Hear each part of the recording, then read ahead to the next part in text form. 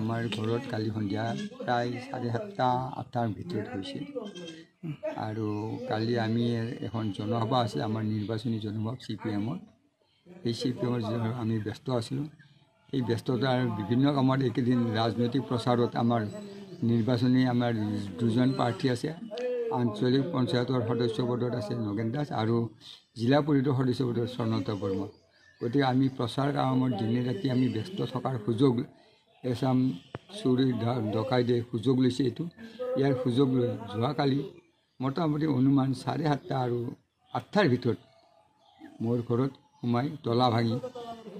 মোটামুটি 45,000 টকা আৰু সোণাখিনি লৈ গৈছে ইয়াৰ ফলত আমাৰ পিছত খবৰ দিয়া হৈছে পুলিচো আহিছে পুলিচ আহি তদন্ত কৰিছে আৰু আজিও আহিম বুলি কৈছে গতিকে আজি আমি এই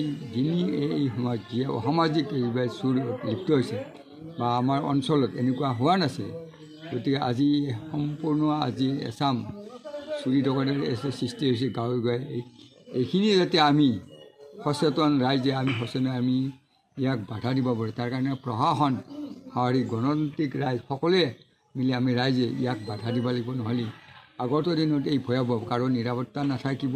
কাৰণ চুৰি ডকাইত লিপ্ত হ'লে সমূহত ধৰাবলৈ তাৰ জীৱনৰ মাৰাৰো ভাবুকি আছে গতিকে এই ক্ষেত্ৰত আমি প্ৰশাসনকো আৰু ৰাইজকো সচেতন হৈ থকাৰ কাৰণে সহযোগ কৰাৰ কাৰণে আমি আবেদন কৰিছোঁ এইখিনিয়ে যিকোনো খবৰৰ বাবে যোগাযোগ কৰক 7099017330 লগতে 7099017110 নম্বৰত